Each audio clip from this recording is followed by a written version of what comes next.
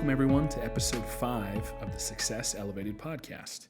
You'll notice this week the audio and sound quality is a little bit different because we actually had 3 people on the podcast. So we had to move to a different spot in the office.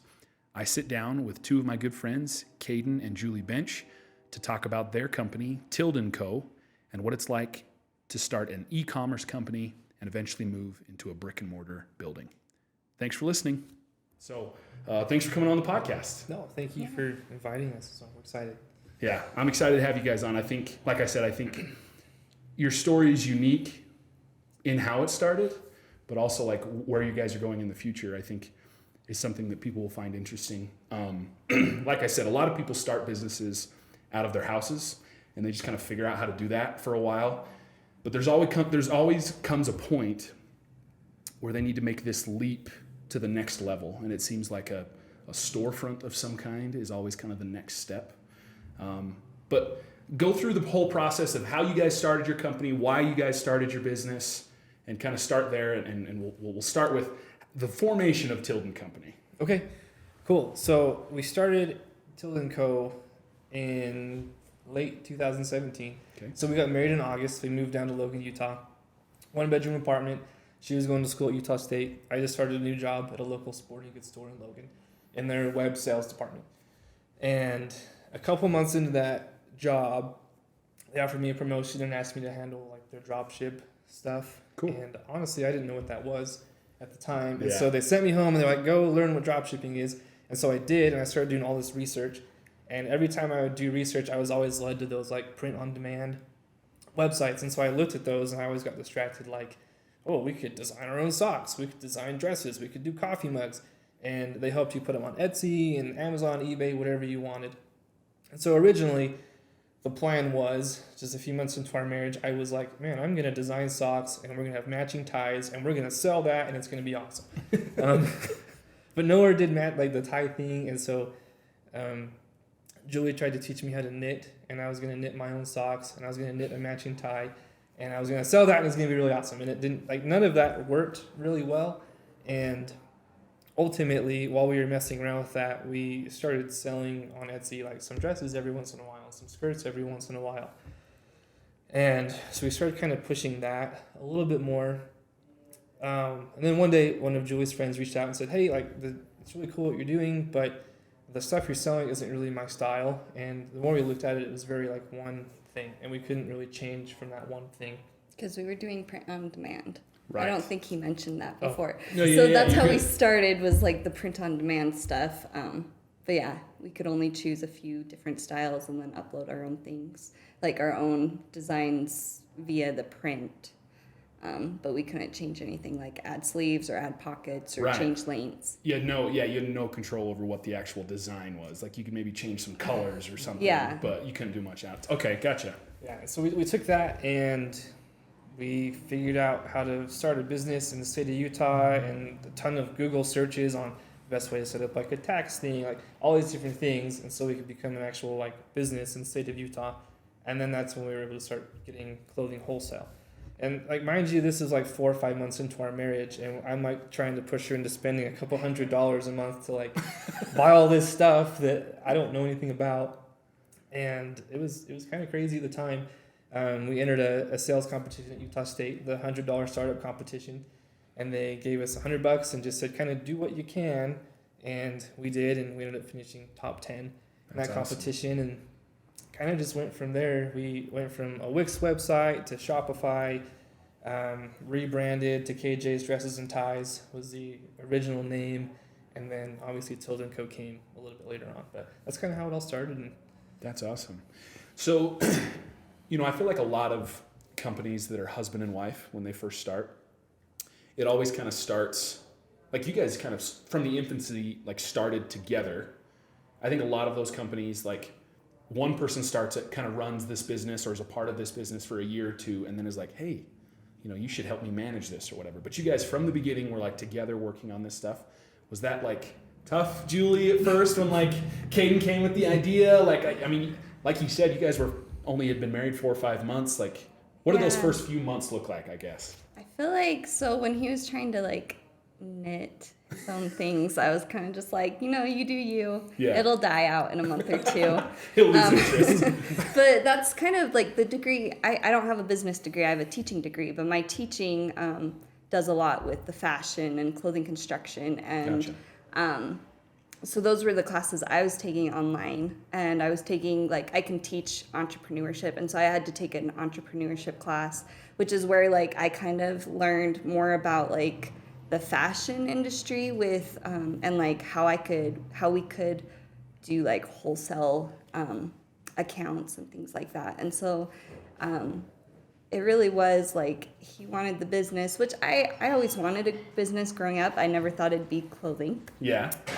But he was all for the taking risks and doing business stuff, and then I had the fashion knowledge through my degree, and so I was able to come home and be like, hey, instead of doing this print on demand, look at this website I found.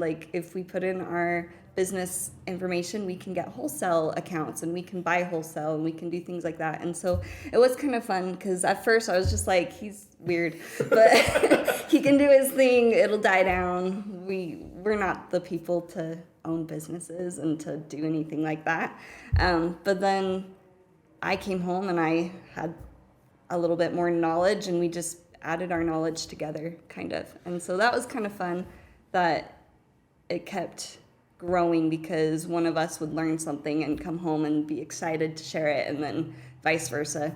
And honestly, every time one of us was willing to quit, the other one was like, oh, let's just keep going. Let's try this. And that's why we're still around. That's awesome. No, that's super interesting that one of you would learn something and bring it to the business, and the other would learn something different and bring it to the business. And it seems like your personalities paired well enough together that it just, I don't know, it seemed to really take off. I think it really worked well for you guys. Was there something specific that was interesting about the clothing industry that made you want to do it? I guess working with that sporting goods company, you were kind of forced to learn about it. Was there anything specific about clothing that made you want to do it? I think more just the versatility of it. Yeah, it's just so versatile, and the different styles and how it could change. And I would say probably at the time I was not nearly as excited about women's clothing as I am now. I wanted ties, that KJ's dresses and ties. She did the dresses, I did the ties. Right. But the more we've gone into it, I think I've got way more knowledgeable and understanding of that industry and how it plays. So it was a learning process on my end to get super into it. But that's so sweet. Yeah, no, it's fascinating to me, your story, because you started out of a 1-bedroom apartment and have now grown it to the point where you have your own store. You have your own storefront that people can come into and meet you guys and try on a dress or whatever, and actually purchase something from you guys in person. But originally it was all online. Mm-hmm. How did you grow it to the point? What were some key steps that you felt along the way to help you guys scale and grow your business? So in a lot of my classes, I was attending school online all while doing this, and so that was a big help. But in all my classes, they talk about they call it the purple cow, what's going to make you different amongst everything else. And competing in an online marketplace is hugely competitive, especially with clothing, because everybody is doing that. And so we found one of the more important things was kind of figure out what's our niche going to be like. Is it going to be a certain color pattern, a style?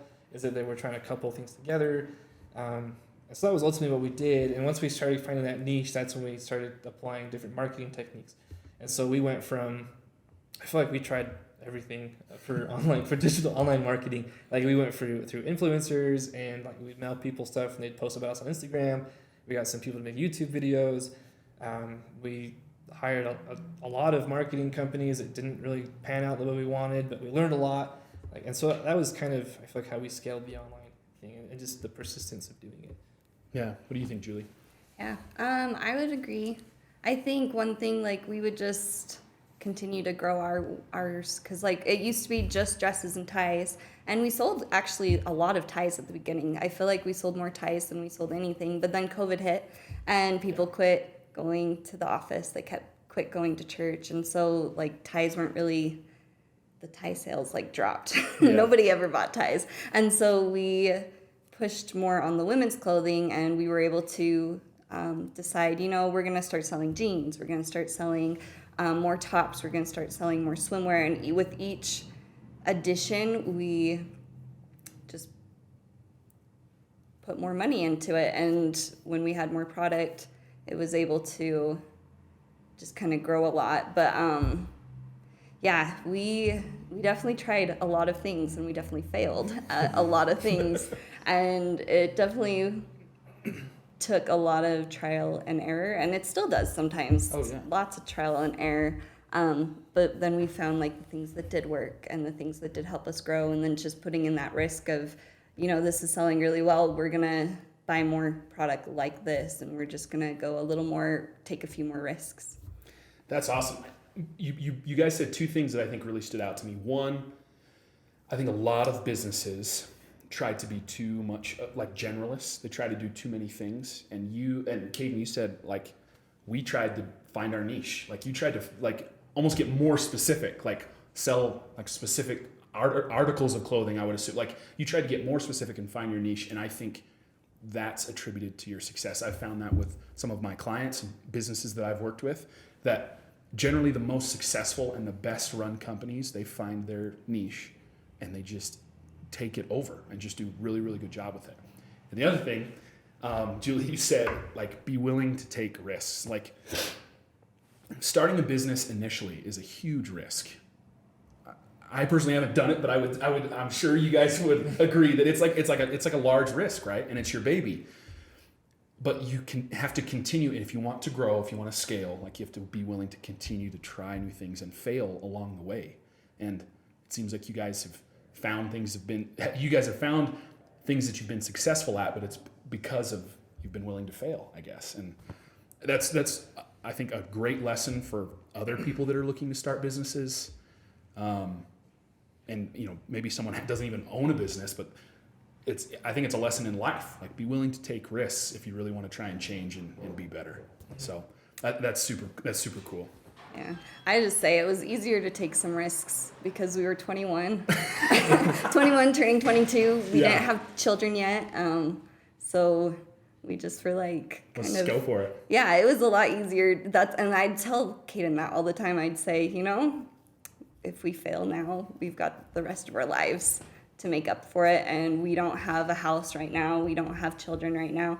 Now that we do have those things, it's sometimes a little scarier to just jump in all the way, but because we've done it before, it's not as scary. Gotcha. But yeah, that was definitely something that when we were 21, it was easy to spend a few $1,000s on things just because, if we fail, if it doesn't work out, I'll go get a real job. Yeah, we have the rest of our lives to to make up for it. So. I remember saying like, worst case, the debt doesn't go with us when we die. Like we'll be fine.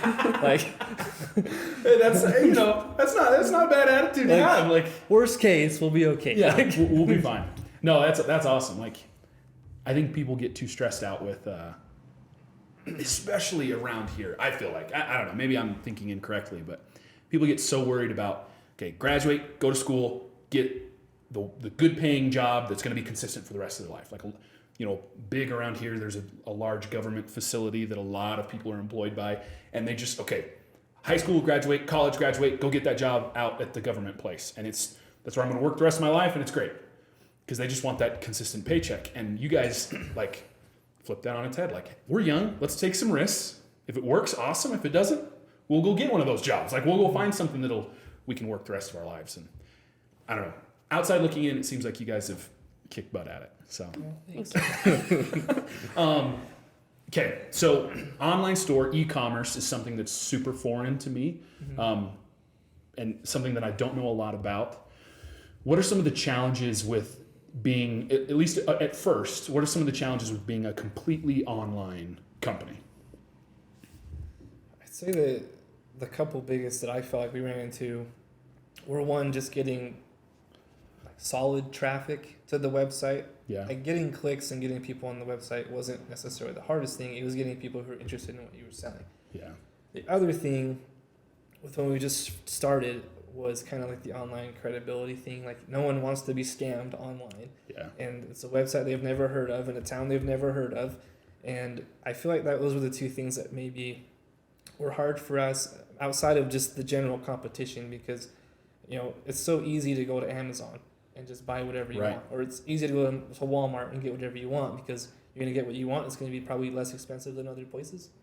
And you're going to get it faster, more than likely. Right. And so learning to compete in that space and just kind of find those individuals who might be interested in our product that maybe weren't looking to go to Amazon or Walmart, and then obviously trying to prove ourselves to be credible by having a fully functional website that looked good, had all the safety stuff on it, things like that. Yeah. It's interesting because people's reaction with you is like an online store, like is the only reaction they are going to have really is through your website. Yeah. And so it has to be something credible. It has to be a good spot for them to land. Like I tell this to a lot of my clients, like a good solid website is the foundation for any kind of digital marketing. Like if you don't have a good website, we can bring, like you said, we can bring the traffic and the clicks to your website. But if you don't have a good website, like nobody's going to buy your product or call you or whatever we need them to do. They're not going to do it if you don't have a good spot to land. Mm-hmm. What about you, Julie? Any thoughts with like what were some of the challenges with that online space? I kind of agree. Like the first thing, like with Kaden saying that it was like traffic, trying to get traffic. Right. Because I mean, here now that we have a brick and mortar store, like the community can support us that way, and they know about us now.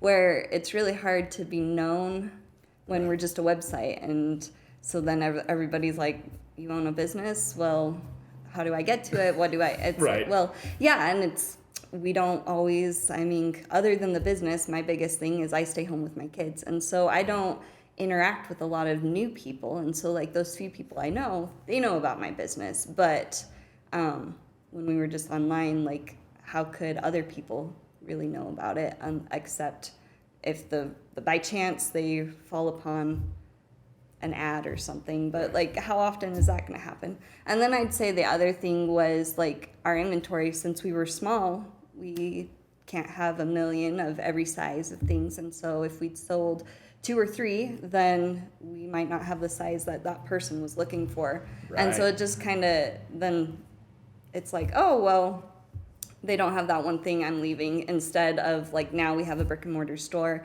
oh, we might not have their size in this one top, but we have all these other tops And they so can they see can look them. at. They don't have to like scroll through your website. Like they can see it right there. Yeah. So I'd say those were the 2 biggest things with just e-commerce Yeah. struggles. What were you saying, Kaden? Oh, and even just to add to that, like retaining customers on an online sphere is like it's so hard to do because Totally. like you pay all this money to get someone to come to your website, and then they make a purchase online, and then you ship it to them, and if one thing was inconvenient or they might forget where they even bought it from because they lost their packing slip and they don't recognize the charge, Yeah. it's so hard to get people to come back.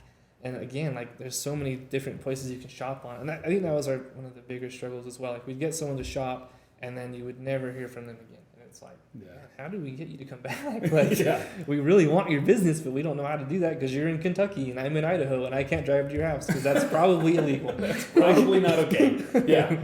I got to know that's super interesting. Was that one of the reasons why you guys started working with like different marketing companies? Was that, I guess, one of the challenges you were just trying to figure out how to get people to come back to your site?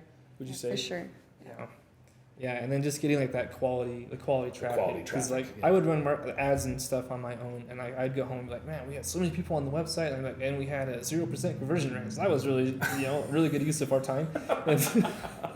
Yeah. And so being able to find people who could not only help us get the traffic, and then as we've gone through these different marketing companies, to find a company that really kind of combined what we're selling, that can pivot with us, that kind of cares about us as individuals, not just the dollar amount that we're giving them every month, is, I think, beneficial to helping that improve as well. Yeah. I always tell, and I've mentioned this before in a previous episode of the podcast, but it's easy to market for awesome companies. And I think you guys have an awesome company. And I think because I believe in the product that we sell as a marketing company, and I'm sure you guys believe in the product that you guys sell as Tilden Co. Like, if we both believe and we're on the same page and we communicate and are upfront with our strategy and our goals, like we can have a lot of success in the marketing sphere and in clothing sales or whatever business or industry you might be in. So you mentioned it, and I've mentioned it multiple times. You guys have mentioned it. You guys now have a brick and mortar store. I guess, what are we, coming into year 5 since you officially started selling stuff? Was it 2017 you were selling stuff?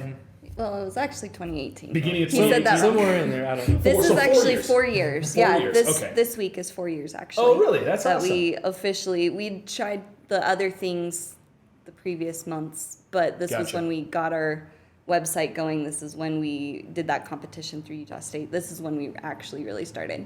So you're 4 years into this, and you now have a brick and mortar store. What was the turning point that you guys felt like? Was it a dollar amount in sales? What was the turning point? You're like, hey, let's go rent our own business storefront. Was there a certain turning point that you can think of? I would just say Kaden knew that if we wanted to grow, like we had to have multiple ways to sell. And that's one thing that I was taught in my fashion like business classes was the stores that are not dying out are the ones who have the brick and mortar store, who jumped on the internet and e-commerce as soon as it was possible, who are trying to do social media and all these other platforms. If you only stick to one, you're never gonna make it. And we could definitely tell you that with our website. It was more of like an expensive hobby than it was like an income. Right. It was just an expensive hobby and things that we were learning tons from it. But if we actually wanted it to be something that blessed our family, blessed our lives, was able to bless our community, we knew that we needed to keep the online and the e-commerce, but we also needed the brick and mortar because we needed the community support, and we just needed that other platform to get sales and to be known. And awesome. so Kaden's that person that's just like, well, if we want this to happen and if we want this to be our lives, which we do, then we have to jump into it. And so I'm not sure if we were like, I don't know, like if there was a dollar amount or anything. Like a turning point. Yeah, it was just, he was like, well, if we're going to do it, we need to open. And I was like, we either got to open or we got to quit. We're now a mom, we're now parents. We've got 2 kids and it's time consuming. Yeah. And so it was either, we've got to make this something that we can support our family on, or I need to quit putting so much effort into it because I want to be a mom. So I gotcha. Those That's things. awesome. Thank you. And I think for me, I don't know if, because everyone's like, how did you know you were ready? I don't know if you ever know that you're ready until you're just like, it's kind of when you become a parent, like you don't really know that you're ready to become a parent or get married or anything. You just kind of do it. And I had this habit, and I still have this habit of just asking a lot of people my questions. And so I was asking about all kinds of properties, like just figuring out like dollar amounts, like rents and stuff like that. And I would and she'd get mad at me for doing this, but like I would take these as far as I could. Like I would act super interested. And I was interested to learn. I wasn't really interested to sign, but I was interested to learn. And so I would take things like super far, and I would like get as far as I could, and then finally be like, oh, we can't really do that right now. Sorry. And then, and so I learned a whole lot about like the commercial the real estate stuff. And then ultimately, I remember let's do it. I think we're gonna do it. We had a spot lined up, and then it just didn't feel right with the lease agreement, and so we backed out at the last minute. And then we were just at this point where like, well, if it's supposed to happen, an opportunity will come up, and we ended up having Troy Epic at Zion's Bank over at our house to sign some paperwork, and he's like, hey, are you guys looking for a spot to lease? And we're like, yeah, we might be. And then like that whole thing, like, it was crazy, but he took that all the way to like Zion's Bank headquarters, and they're like, yeah, sure, whatever you want to do. And then they put us in, and it's just been a really cool opportunity. And yeah, I don't know if we were ever like ready. It just happened to. It just worked out. And I think the main thing is that we were so willing to let it happen. We were looking for the opportunity, even if we might not have been immediately ready to jump, but we were looking. And because we were looking, an opportunity came and it felt right, and we jumped onto it. That's so cool. Yeah, I tell this to my wife all the time, and she's very patient and long-suffering with me. But we have these conversations all the time, and it's a conversation we have at work too. But it's a concept called ready, fire, aim.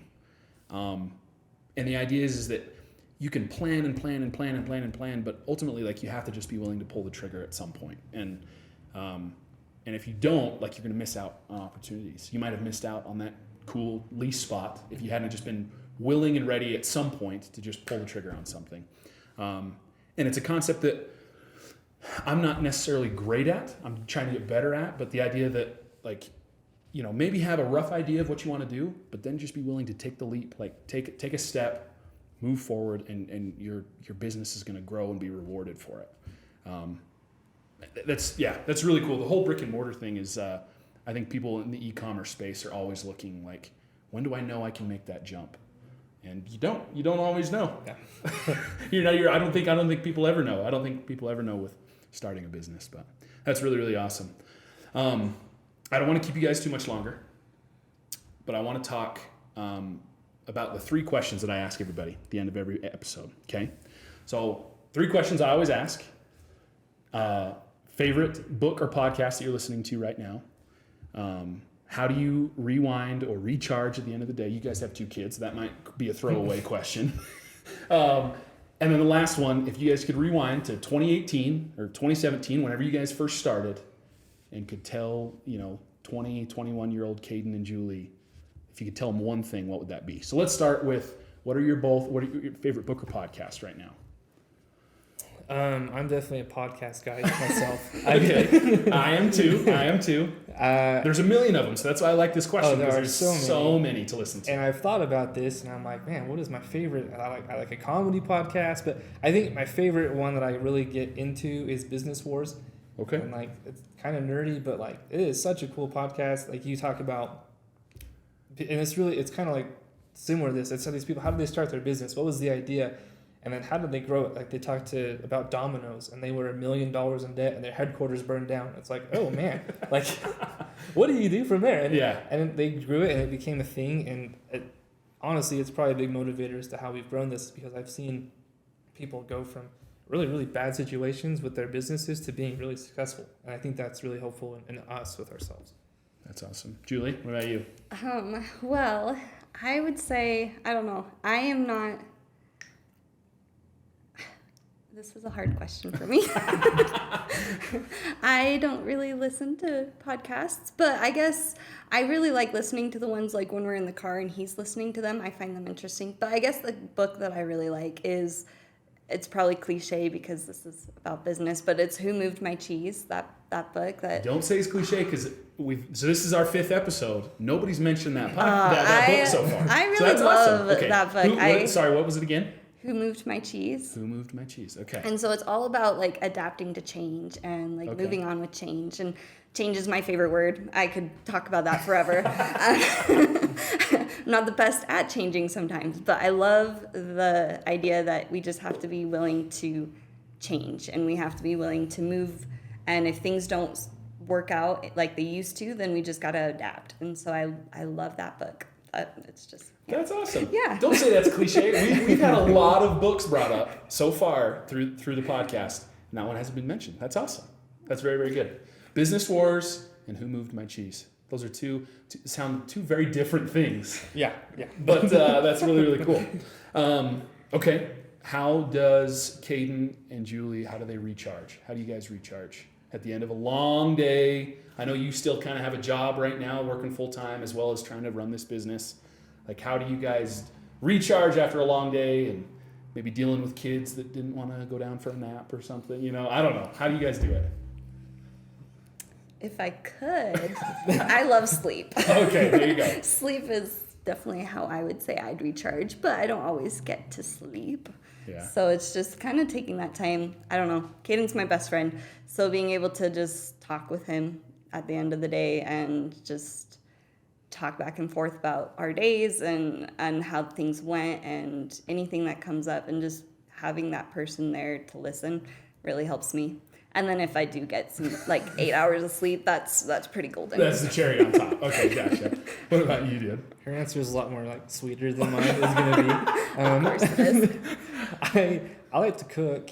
I Okay. go home and I cook, and then and if I'm not cooking, I enjoy sitting down with a snack and watching a cooking video on YouTube. That's awesome. I don't know. It's just kind of fun. It gets me out of my head for a minute and just lets me he goes somewhere else for just a minute, you know. It drives me crazy because he watches those instead of listens to me. But, Yeah, so she was like way more sweet, and I'm like, I just want to like eat food. Julie's like, gosh, Kaden's my best friend. I just love spending time with kids. I just like true. YouTube. I'm gonna eat a pizza and watch YouTube. No, my thing is I need to learn to have more hobbies. That's my thing. No, those are great. Those are great ideas. I think it's something that's missed in the business world, entrepreneurship. People are like, go, grind. You need to work harder. If you're not, if you sleep, you're not working hard enough. And it's like, okay, but at the end of the day, you've got to have some time to recharge and decompress. And whether that's talking to a spouse, I know I do that a lot. Watching YouTube, I do that a lot as well. Yeah. Like finding those ways to decompress at the end of the day is hugely important, you know, for business owners, but for anybody in any part of your life. Like being able to decompress is huge. Okay, last question. It's the big one.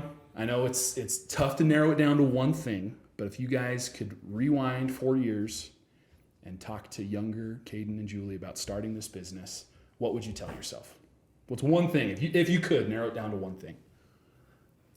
I think for me, it would just be to be patient with the whole process, because I think through the entire 4 years, I remember driving down Main Street in Logan and seeing like a vacant building, like, let's open right there. And they'd be like, we can't, like, that's not feasible. And allowing myself to be patient with all of the different failures that are going to come, because that's what we learned. That's where we pivoted with the business to where it could be today. And ultimately, it's kind of a good key to life, is just to be patient. Don't rush into things that don't feel right, and just chill. Just relax for a minute, man. Like, it's cool. Yeah, that's awesome. Julie, what about you? I would just say, like, to remind myself that life's a lot better when you have some trials too. So even when it's stressful, because there's definitely been some really big stressful things with this business, but like because of that, like the sweet is a lot better, and the joy, the accomplishment is a lot better than if it was just so easy. Then life would have been boring, and it wouldn't have been as great to actually get to where we are today. That's great. Those are great insights. I think, business owners, I know I got a lot out of this conversation, and I know other business owners and people that are looking to start a business will feel the same way. Like being patient, like don't feel like you got to rush into anything. And then like it kind of goes back to what you had mentioned earlier, like be willing to take some risks. Like life is going to be much better and much more enjoyed if you're willing to like deal with some hard times. And whether that's taking a risk and a leap to start a business, or trying to go get that degree or go to school, or everybody's got their own different risks or leaps that they have to make in their life. And I think be patient with yourself, and then be willing to. Those are great insights. That's really, really awesome. Thank you guys for coming on the podcast. Thank you. Thank you. It was fun. We really, really appreciate it. This has been fun for me to learn from other business owners, and especially people that I consider like my peers and my friends, to hear like it's possible. You guys have done it, and you're continuing to do it, continuing to try and grow. And I'm excited for your future. I'm excited for the future of Tilden Co. I think we are. For sure. Yeah, good. Well, thanks, guys. Thank you. Appreciate it. This has been Success Elevated, making you a little bit better one show at a time. Thanks for joining us. Subscribe on any major podcast platform, or check out our website at successonpoint.com.